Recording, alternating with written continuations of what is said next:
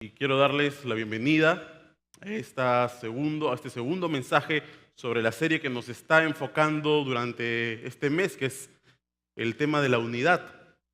Y hoy día vamos a tocar el tema de creciendo en unidad, así que quería tener el privilegio y el gozo de saludar a nuestra amada sede que está allá en Piura Norte. Estamos orando por ustedes, hermanos.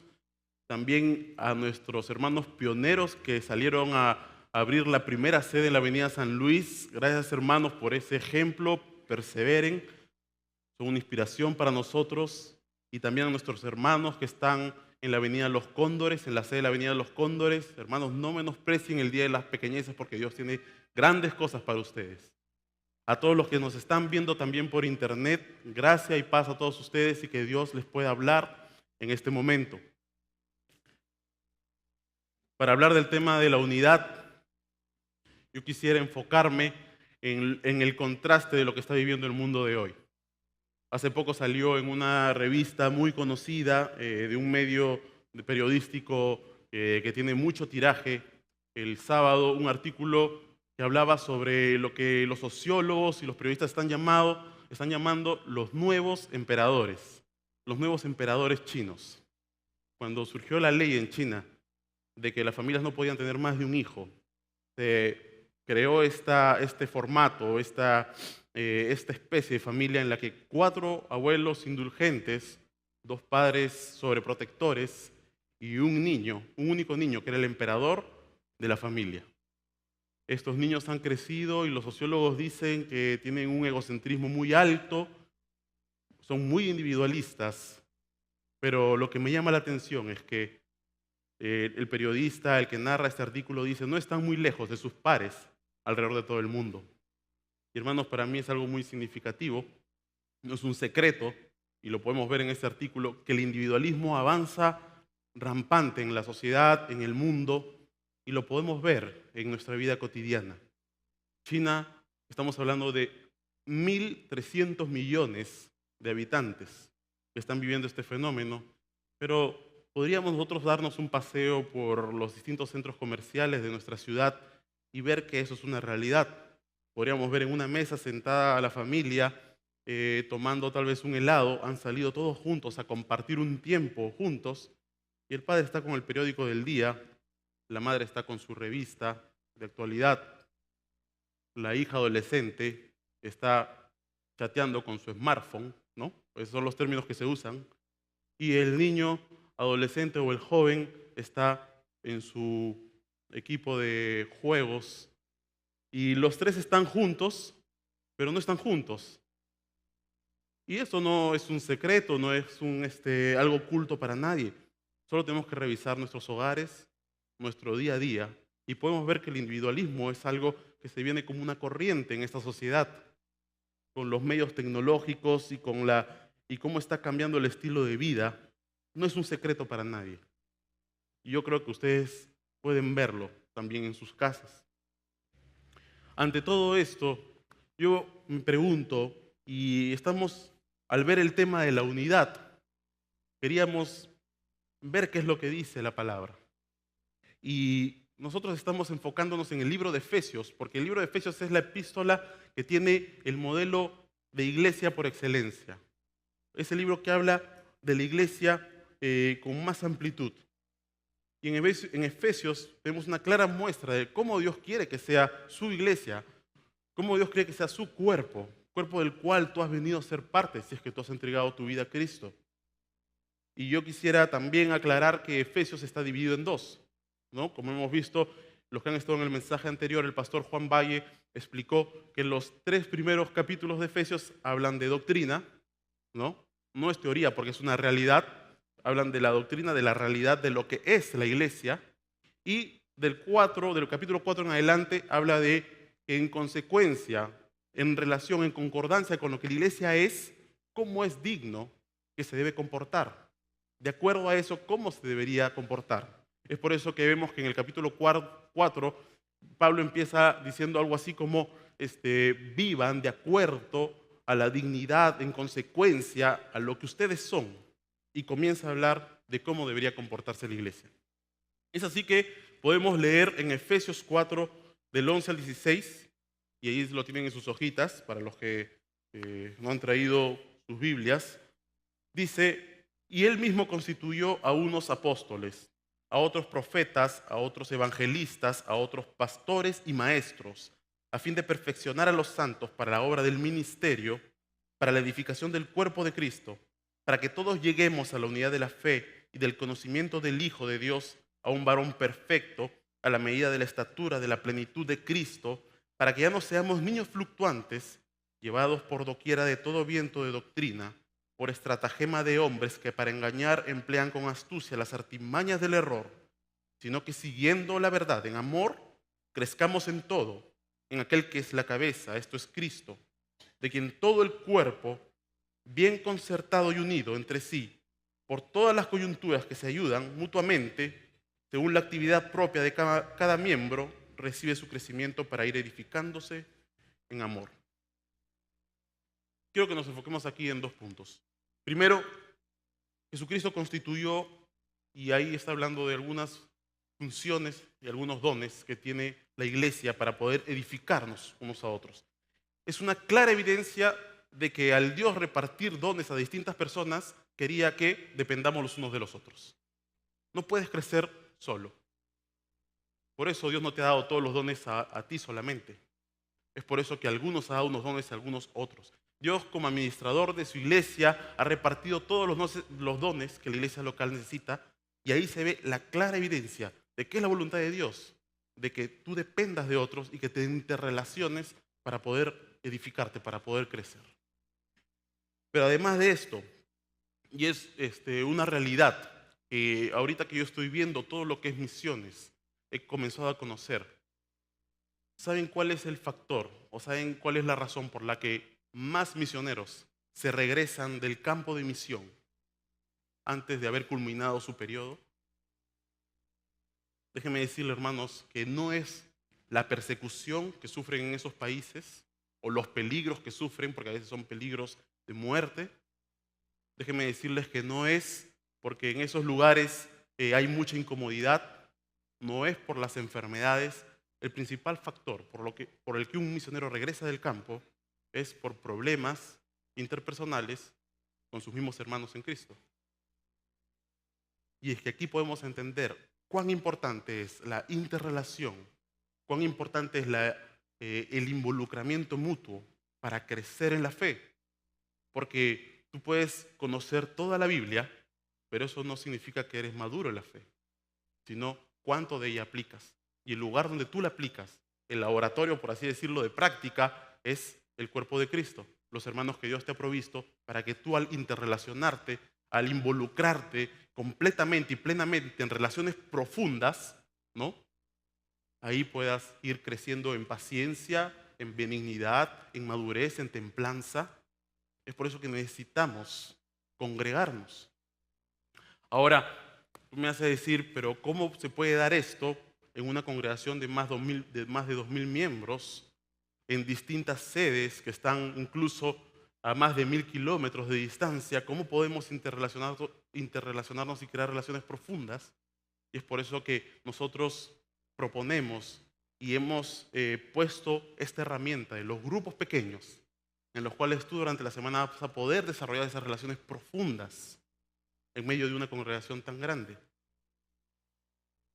Ahora tú puedes decidir seguir asistiendo a la iglesia sin ser parte de ella, porque tú puedes asistir a esta iglesia sin ser parte de ella.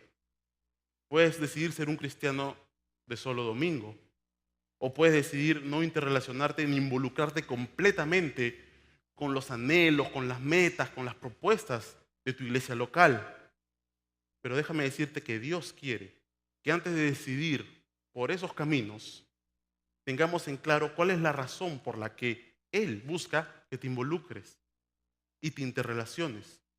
También, ¿cómo es que al hacer esto? ¿Cuál es la forma en que al hacer esto, al interrelacionarte, al comprometerte 100% con la vida de iglesia, vas a crecer? ¿Cómo es que vas a crecer? Y Dios quiere que sepas claramente cuáles son las condiciones que se deben cumplir en tu vida y en la vida de la iglesia para que se dé este crecimiento. Así que tienes los dos caminos. Tienes el camino de que tú puedes seguir viniendo como los domingos nomás sin tener vida de iglesia, o tú puedes comprometerte 100% con el cuerpo de Cristo. Y vamos a empezar por la primera razón, y está en sus hojitas. El propósito de crecer en unidad.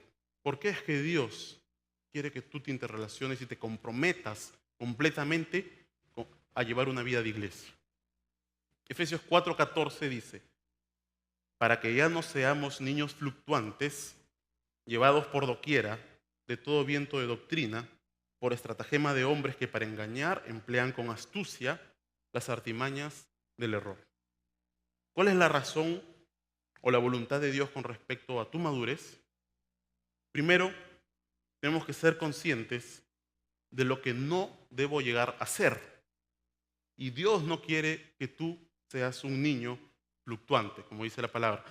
El término que usa acá para niño es un infante que aún no sabe hablar.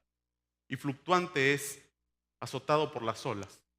Ustedes pueden saber lo que es una persona cuando cae a un barranco y es azotado por las olas, ¿no? A las justas puede levantarse para respirar y otra vez viene la siguiente ola y lo sumerge y está prácticamente sobreviviendo. Dios no quiere eso en tu vida, porque Dios te ama. Dios quiere que tengas una vida plena.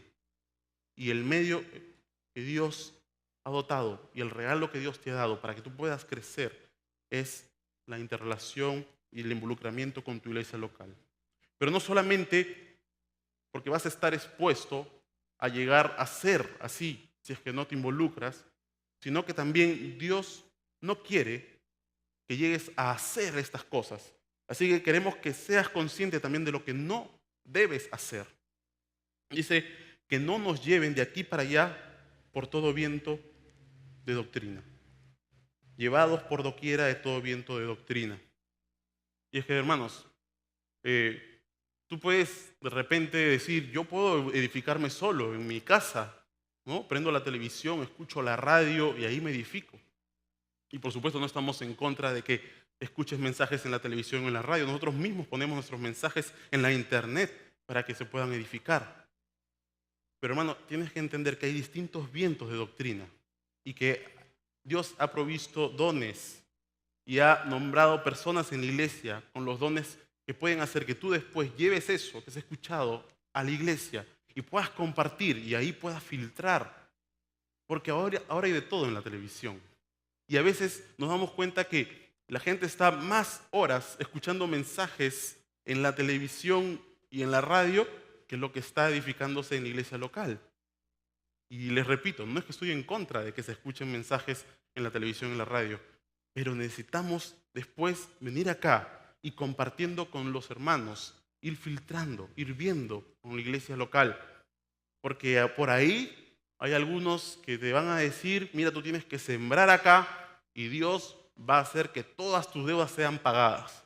O por ahí hay uno que va a decir, mira, si tú no tienes prosperidad económica, estás mal con Dios. Por ahí también te van a decir algunos, mira, si tú tienes algún problema, por ejemplo el alcoholismo, no es tu culpa, hermano. Tienes que ser liberado. El problema es que tú tienes un espíritu de alcoholismo o cosas así. Eso está por todos lados. Y nosotros queremos, y Dios quiere, que no seas llevado de acá para allá, por estos vientos de doctrina. Pero también tenemos que ser conscientes de estas personas que existen. La Biblia dice que por estratagema de hombres que para engañar emplean con astucia las artimañas del error. Y tenemos que ser conscientes que si no nos involucramos a la iglesia local y nos compenetramos profundamente con ella, vamos a estar expuestos a que este tipo de personas hagan con nosotros lo que ellos quieran. Es muy ilustrativa la palabra, hermanos. Cuando vemos el pasaje, dice por estratagema. ¿Saben la palabra que usa la Biblia para decir estratagema? La palabra que usa es la de cubos. Y se está refiriendo a esos hombres que ponían 3 vasos y ponían una pelotita en uno de los vasos y comenzaban a mover los cubos. Y después te decían, ¿dónde está la pelotita?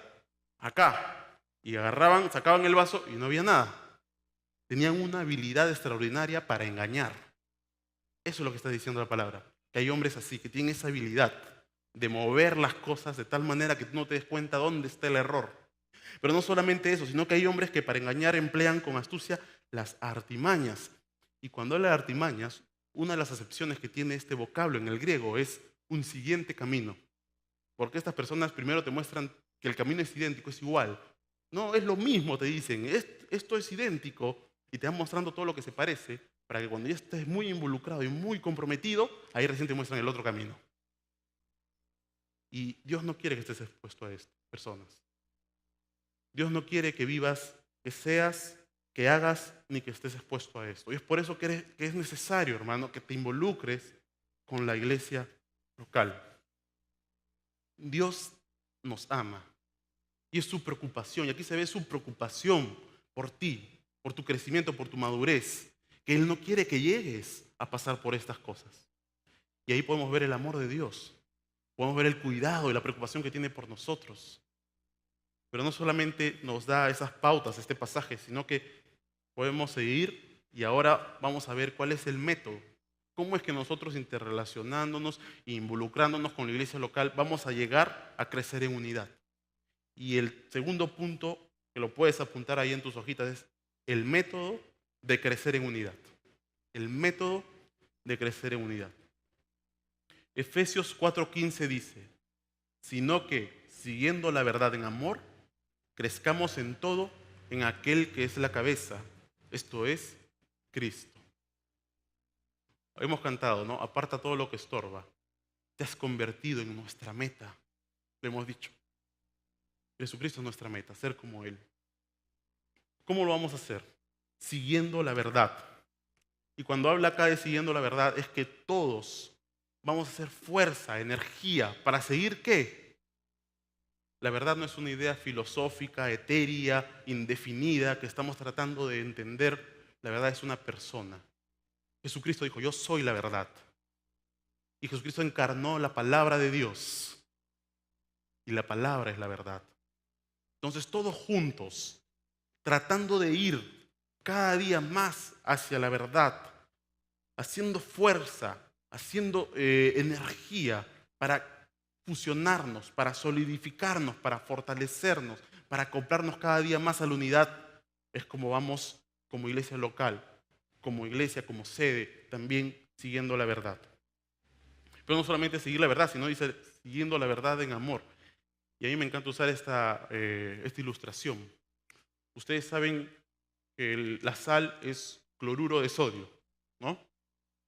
Pero ¿qué es el cloruro de sodio? Es un compuesto de dos componentes, el cloro y el sodio. Si tú tomas cloro, ¿qué te va a pasar, hermano? Te mueres. Si es que llegas a tiempo, te pueden salvar. Si llegas a tiempo a un hospital. Si tú tomas sodio, te va a hacer daño también. Porque el cloro, separado del sodio, es dañino, es veneno. Pero cuando están juntos, son la sal, que salan los alimentos.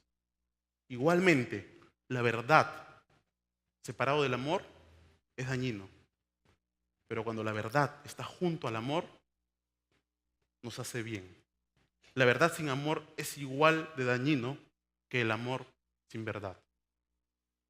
Y, por supuesto, esto no quiere decir que vamos a ser suavecitos con el pecado, vamos a ser permisivos, vamos a ser tolerantes. La verdad, en la verdad y en el amor sean situaciones como estas.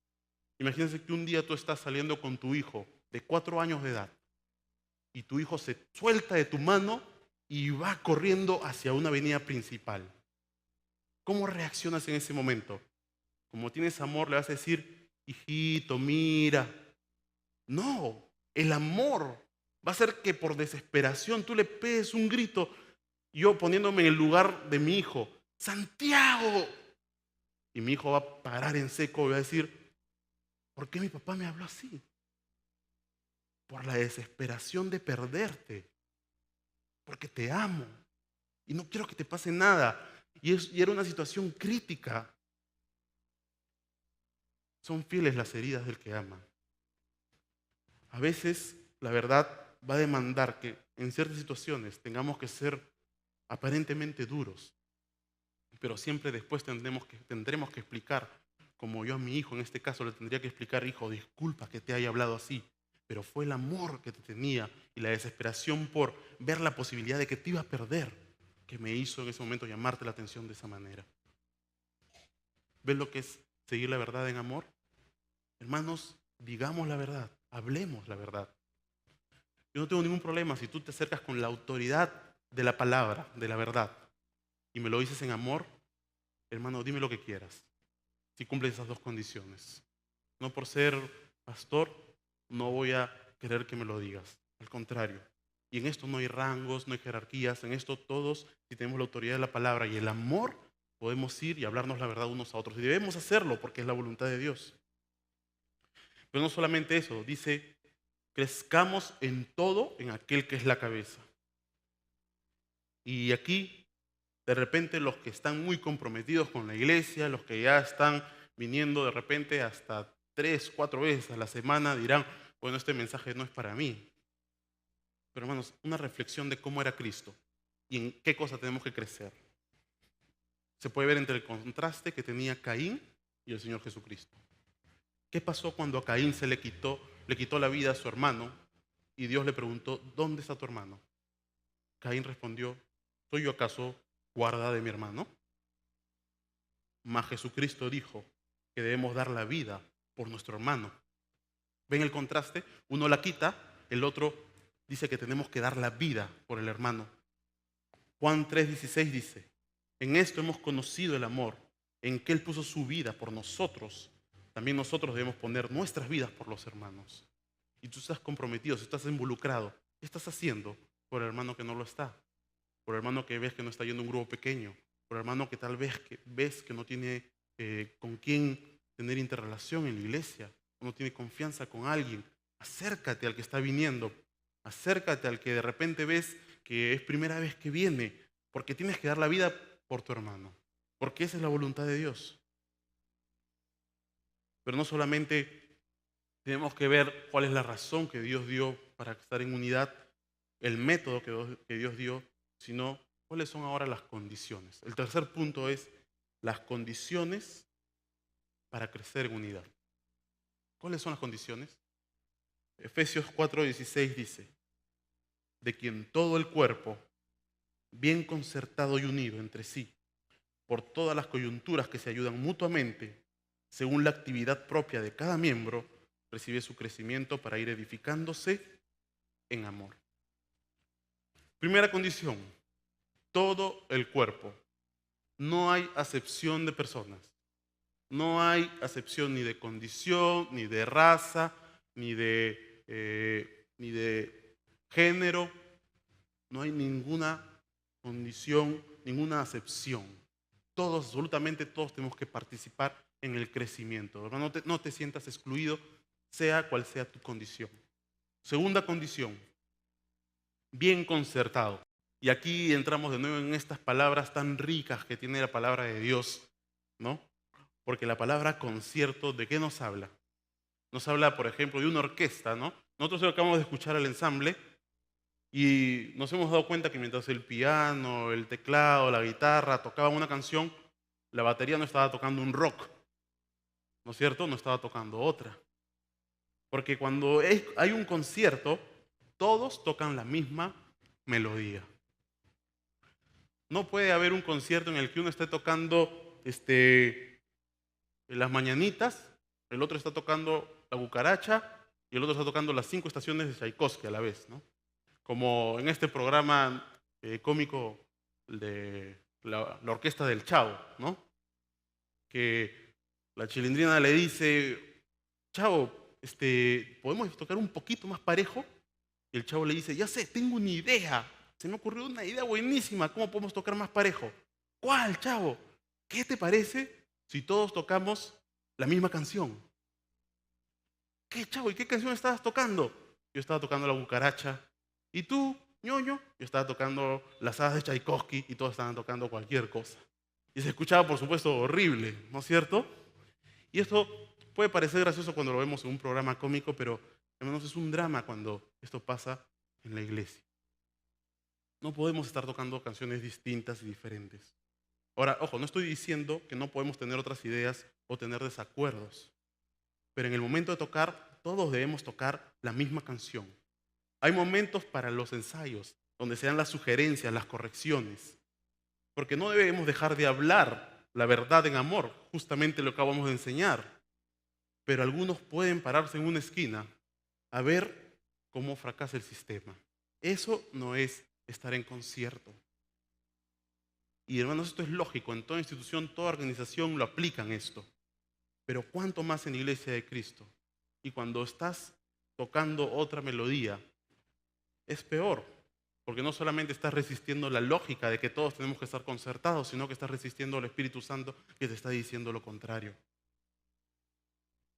Ahora, al estar en concierto, la palabra en griego es una conjunción de 3 vocablos.